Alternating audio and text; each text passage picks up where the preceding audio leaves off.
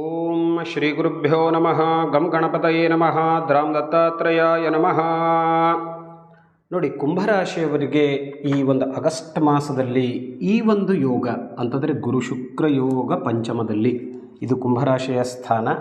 ಇದನ್ನು ವಿಚಾರ ಮಾಡಿದಾಗ ಇದು ಪಂಚಮದಲ್ಲಿ ಗುರು ಶುಕ್ರ ಯೋಗ, ಇದು ಯಾವ ಫಲವನ್ನು ನಿಮಗೆ ಕೊಡುತ್ತೆ, ಅದರಲ್ಲೂ ವಿಶೇಷವಾಗಿ ಮತ್ತೆ ಬುಧಾದಿತ್ಯ ಯೋಗ ಅಂತ ನಾವು ಕೂಡ ಹೇಳ್ತೇವೆ. ಅಂದರೆ ಬುಧ ಮತ್ತು ರವಿ ಷಷ್ಠ ಸ್ಥಾನದಲ್ಲಿ ಮುಂದುವರಿತಾ ಇದ್ದಾರೆ. ಇದರ ಒಂದು ಪ್ರಭಾವ ಯಾವ ರೀತಿಯಾಗಿ ಕುಂಭರಾಶಿಯಲ್ಲಿ, ಅದರಂತೆ ನಿಮ್ಮದೇ ರಾಶಿಯಲ್ಲಿ ರಾಹು ಕೂತ್ಕೊಂಡಿದ್ದಾನೆ ಮತ್ತು ದ್ವಿತೀಯದಲ್ಲಿ ಶನಿ ಮುಂದುವರಿತಾ ಇದ್ದಾನೆ.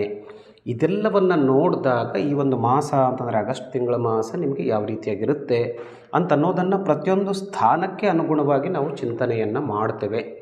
ತಮಗೆಲ್ಲರಿಗೂ ಆತ್ಮೀಯವಾದಂಥ ಸ್ವಾಗತ ವೀಕ್ಷಕರೇ. ಒಂದು ವೇಳೆ ನಮ್ಮ ಚಾನಲನ್ನು ಸಬ್ಸ್ಕ್ರೈಬ್ ಮಾಡದಿದ್ದರೆ ಮರೆಯದೆ ಸಬ್ಸ್ಕ್ರೈಬ್ ಮಾಡಿ, ಬೆಲ್ ಐಕಾನನ್ನು ಪ್ರೆಸ್ ಮಾಡಿ. ಅನೇಕ ಒಳ್ಳೊಳ್ಳೆ ಮಾಹಿತಿಯನ್ನು ದತ್ತ ಚೈತನ್ಯ ಫೌಂಡೇಶನ್ನಲ್ಲಿ ನೀವು ಗಮನಿಸಿ. ನೋಡಿ, ಕುಜದೋಷ, ಕುಂಭ ವಿವಾಹ, ವಾಸ್ತುವಿಗೆ ಸಂಬಂಧಪಟ್ಟಂಥ ಅನೇಕ ಪ್ರಶ್ನೆಗಳು, ಸಂಶಯಗಳು, ಅದೆಲ್ಲಕ್ಕೂ ನಾನು ಉತ್ತರವನ್ನು ಕೊಟ್ಟಿದ್ದೇನೆ. ಅದನ್ನು ಕೂಡ ನೀವು ಖಂಡಿತವಾಗಿ ನೋಡಿಕೊಳ್ಳಿ. ಮೊದಲನೇದಾಗಿ ನೋಡಿ, ಕುಂಭರಾಶಿಯವರಿಗೆ ಈ ಒಂದು ಮಾಸದಲ್ಲಿ ನಾನು ಇಲ್ಲೊಂದು ಚಾರ್ಟ್ ಹಾಕಿದ್ದೇನೆ ನೋಡಿ. ಇಲ್ಲಿ ನಿಮಗೆ ಯಾವ್ಯಾವ ಗ್ರಹಗಳು ಶುಭವಾಗಿವೆ ಮತ್ತು ಅಶುಭವಾಗಿವೆ ಅಂತ ಅನ್ನೋದನ್ನು ತಿಳ್ಕೊಳ್ತೇವೆ. ಮೊದಲು ರವಿ ಶುಭ ಮತ್ತು ಅಶುಭ ಅಂತ ಹೇಳ್ತೇವೆ ನಾವು. ಅಂದರೆ ಪೂರ್ವಾರ್ಧದಲ್ಲಿ ಶುಭನಾಗಿದ್ದು, ಅಂದರೆ ಪಂಚಮದಲ್ಲಿದ್ದಾಗ ಷಷ್ಠದಲ್ಲಿದ್ದಾಗ ರವಿ ಶುಭನಾಗಿದ್ದು ಸಪ್ತಮದಲ್ಲಿ ಅಶುಭ ಫಲವನ್ನು ಕೊಡ್ತಾನೆ. ಕುಜ ಅಷ್ಟಮದಲ್ಲಿ ಮುಂದುವರಿತಾ ಇದ್ದಾನೆ, ಅಶುಭ ಫಲವನ್ನು ಕೊಡ್ತಾನೆ. ಬುಧ ಶುಭನಾಗಿದ್ದಾನೆ, ಗುರು ಮತ್ತು ಶುಕ್ರ ಒಳ್ಳೆಯ ಫಲವನ್ನು ನಿಮಗೆ ಖಂಡಿತವಾಗಿ ಕೊಡ್ತಾರೆ. ಆದರೆ ಶನಿ, ರಾಹು, ಕೇತುಗಳು ನಿಮಗೆ ಅಶುಭ ಫಲವನ್ನು ಕೊಡ್ತಾರೆ. ಇದು ಒಂದು ಗ್ರಹಗಳ ಈ ಒಂದು ಮಾಸದಲ್ಲಿರುವಂಥ ಒಂದು ಚಾರ್ಟ್ ಇದು. ಸೊ ಅದಕ್ಕೆ ಅನುಗುಣವಾಗಿ ನೋಡಿ, ನಾನು ಮೊದಲನೇ ಸ್ಥಾನವನ್ನು ಚಿಂತನೆ ಮಾಡ್ತೇವೆ. ಮೊದಲನೇ ಸ್ಥಾನ ಅಂತಂದರೆ ತನುಸ್ಥಾನ ಅಂತ ಹೇಳಿದ್ರೆ ನಿಮ್ಮ ಶರೀರ, ಮನಸ್ಸು ಇದೆಲ್ಲಕ್ಕೂ ಸಂಬಂಧಪಟ್ಟಂಥ ಸ್ಥಾನ. ಸೊ ಇಲ್ಲಿ ರಾಹು ಮುಂದುವರಿತಾ ಇದ್ದಾನೆ, ಇದು ಒಂದು. ಮತ್ತು ರವಿ ಕೂಡ ಶುಭ ಅಶುಭ ಸ್ಥಾನದಲ್ಲಿ ಮುಂದುವರಿಯೋದರಿಂದ ಸ್ವಲ್ಪ ಮಟ್ಟಿಗೆ ಆರೋಗ್ಯಕ್ಕೆ ಸಂಬಂಧಪಟ್ಟಂಥ ಸಮಸ್ಯೆ ಆಗೋದು ಖಂಡಿತ. ಈ ಒಂದು ಪ್ರಶ್ನೆ ಗೊತ್ತಾಯ್ತಾ, ಸ್ವಲ್ಪ ಮುಂದುವರಿಯುತ್ತೆ. ಸೊ ಆ ವಿಷಯದಲ್ಲಿ ನೀವು ಗಮನವನ್ನು ಇಟ್ಟುಕೊಳ್ಳಿ. 2-3 ಕಾರಣ, ಒಂದು ರಾಹು, ಒಂದು ರವಿ ಮತ್ತು ಶನಿಯ 7.5 ಅವಧಿ ಕುಂಭರಾಶಿಯವರಿಗೆ ಮುಂದುವರಿತಾ ಇದೆ.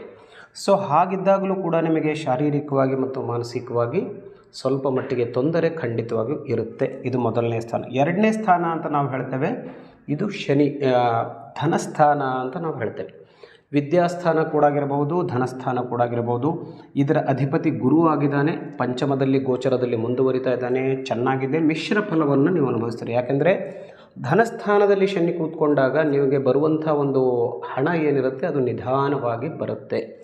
ಬಟ್ ಗುರುದೃಷ್ಟಿ ಇರೋದರಿಂದ, ಗುರು ಪಂಚಮದಲ್ಲಿ ಮುಂದುವರಿತಾ ಇರೋದರಿಂದ ವಿಶೇಷವಾಗಿ ಹಣಕ್ಕೆ ಖಂಡಿತವಾಗಿಯೂ ಅಡಚಣೆ ವಿಶೇಷವಾಗಿ ಆಗೋದಿಲ್ಲ, ಸ್ವಲ್ಪ ಡಿಸ್ಟರ್ಬೆನ್ಸ್ ಖಂಡಿತವಾಗಿಯೂ ಇರುತ್ತೆ.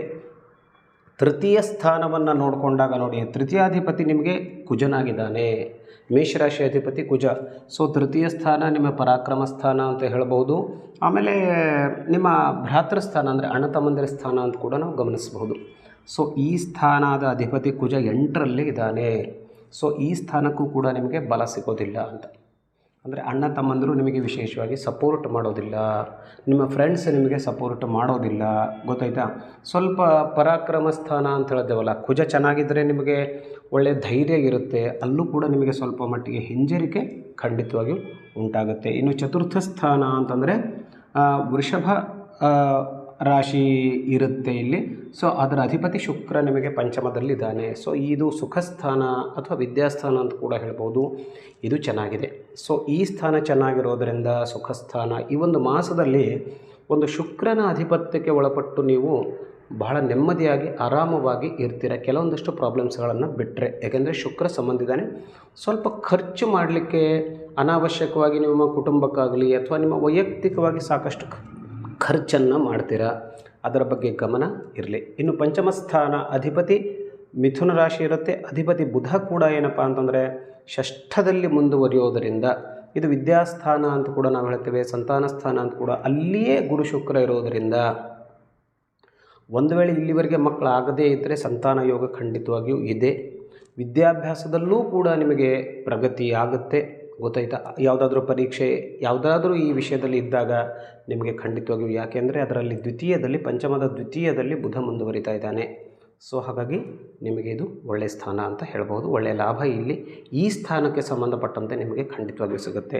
ಷಷ್ಠ ಸ್ಥಾನದಲ್ಲಿ ಬುಧ ಮತ್ತು ರವಿ ಮುಂದುವರಿತಾ ಇದ್ದಾರೆ ಗೋಚರದಲ್ಲಿ. ಷಷ್ಠಾಧಿಪತಿ ಚಂದ್ರ ಇರೋದರಿಂದ, ಷಷ್ಠ ಸ್ಥಾನ ಅಂತಂದರೆ ಶತ್ರುಸ್ಥಾನ ಅಂತ ಕೂಡ ನಾವು ಹೇಳ್ತೇವೆ.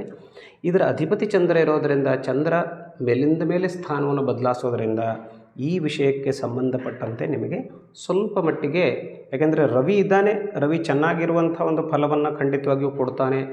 ಶತ್ರುಗಳ ಮೇಲೆ ನೀವು ಹಿಡಿತವನ್ನು ಅಂತಂದರೆ, ಶತ್ರುಗಳು ಅಂತಂದರೆ ನಿಮಗೆ ಆಗದೇ ಇದ್ದವರು ಅಂತ ಅರ್ಥ. ಅಲ್ಲಿ ಸ್ವಲ್ಪ ನೀವು ಅವ್ರ ಮೇಲೆ ಗ್ರಿಪ್ ಸಿಗುತ್ತೆ ಅಂತ ಖಂಡಿತವಾಗಿ ರವಿಯಿಂದ, ಅದರಲ್ಲೂ ವಿಶೇಷವಾಗಿ, ಯಾಕೆಂದರೆ ರವಿ ಅಧಿಕಾರವನ್ನು ಕೊಡುವಂಥ ಗ್ರಹ ಇದ್ದಾನೆ. ಸೊ ಈ ಷಷ್ಠ ಸ್ಥಾನ ಕೂಡ ಪರವಾಗಿಲ್ಲ, ಚೆನ್ನಾಗಿದೆ.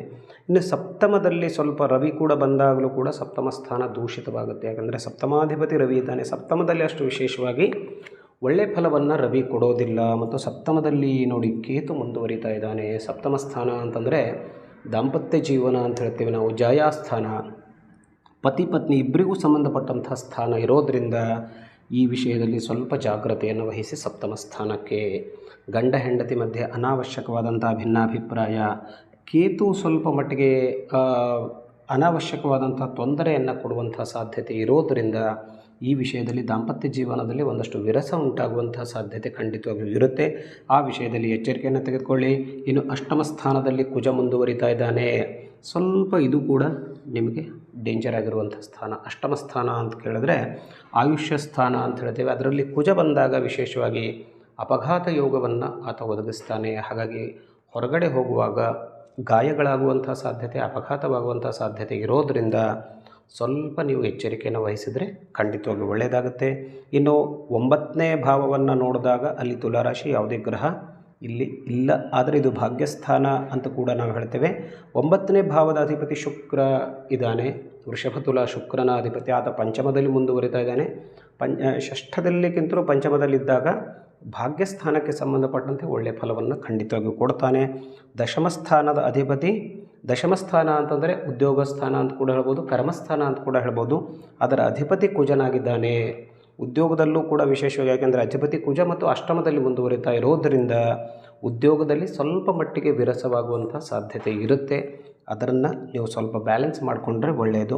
ಇನ್ನು ಏಕಾದಶ ಸ್ಥಾನ ಅಂತಂದರೆ ಇದಕ್ಕೆ ಲಾಭ ಸ್ಥಾನ ಅಂತ ಹೇಳ್ತೀವಿ. ಉದ್ಯೋಗ ವ್ಯಾಪಾರಕ್ಕೆ ಸಂಬಂಧಪಟ್ಟಂಥ ಸ್ಥಾನ, ಲಾಭವನ್ನು ಸಿಗುವಂಥ ಸ್ಥಾನ. ಲಾಭಾಧಿಪತಿ ಧನುರಾಶಿ ಅಧಿಪತಿ ಗುರು ಇದ್ದಾನೆ. ಆತ ಸಪ್ತಮ ದೃಷ್ಟಿ ಇದೆ, ಪಂಚಮದಲ್ಲಿ ಮುಂದುವರಿತಾ ಇದ್ದಾನೆ. ಸೊ ವ್ಯಾಪಾರ, ಉದ್ಯೋಗ, ನಿಮ್ಮ ವ್ಯವಸಾಯದಲ್ಲಿ ನಿಮಗೆ ಒಳ್ಳೆಯ ಲಾಭವಂತೂ ಖಂಡಿತವಾಗಿಯೂ ಮುಂದುವರಿಯುತ್ತೆ. ಇದರಲ್ಲಿ ಯಾವುದೇ ರೀತಿಯ ತೊಂದರೆ ಖಂಡಿತವಾಗಿ ಇರೋದಿಲ್ಲ. ನೋಡಿ, ಇನ್ನು ದ್ವಾದಶ ಸ್ಥಾನ ವ್ಯಯಸ್ಥಾನ ಅಂತ ಹೇಳ್ತೇವೆ. ವ್ಯಯಸ್ಥಾನಾಧಿಪತಿ ಧನಸ್ಥಾನದಲ್ಲಿ ಮುಂದುವರಿತಾ ಇದ್ದಾನೆ, ಶನಿ ಇದ್ದಾನೆ. ಸೊ ಹಾಗಾಗಿ ಸ್ವಲ್ಪ ಇಲ್ಲಿ ಖರ್ಚಾಗುವಂಥ ಸಾಧ್ಯತೆ ಕೂಡ ಮುಂದುವರಿಯುತ್ತೆ. ವ್ಯಯಾಧಿಪತಿ ಮತ್ತು ಧನಸ್ಥಾನದಲ್ಲೇ ಇರೋದರಿಂದ ಮತ್ತು ಶನಿ ಇರೋದರಿಂದ ಅನಾವಶ್ಯಕವಾದಂಥ ಖರ್ಚುಗಳಿಗೆ ನೀವು ಗುರಿಯಾಗ್ತೀರಾ. ಇನ್ನು ಗುರು ಶುಕ್ರ ಪ್ರಭಾವದಿಂದ ನೋಡಿ ವಾಸ್ತು ಕಾರ್ಯ ಮುಂದುವರಿಯುತ್ತೆ. ಮದುವೆ ಯೋಗ ಖಂಡಿತವಾಗಿಯೂ ಇದೆ, ಗೊತ್ತಾಯ್ತಾ. ಹೊಸ ಹೊಸ ಕೆಲಸದಲ್ಲಿ ನೀವು ಇನ್ವೆಸ್ಟ್ಮೆಂಟ್ ಮಾಡ್ತೀರಾ. ಒಟ್ಟಿನಲ್ಲಿ ಕುಂಭರಾಶಿಯವರಿಗೆ ಒಳ್ಳೆಯದಿದೆ. ಸ್ವಲ್ಪ ಈ ಒಂದು ಮಾಸದಲ್ಲಿ ಒಂದು ರಾಹು ಮತ್ತು ಶನಿ ಈ 2 ಗ್ರಹಗಳ ಪರಿಹಾರವನ್ನು ಮಾಡಿಕೊಂಡಿದ್ದಾದರೆ ನಿಮಗೆ ಖಂಡಿತವಾಗಿಯೂ ಒಳ್ಳೆಯದಾಗುತ್ತೆ.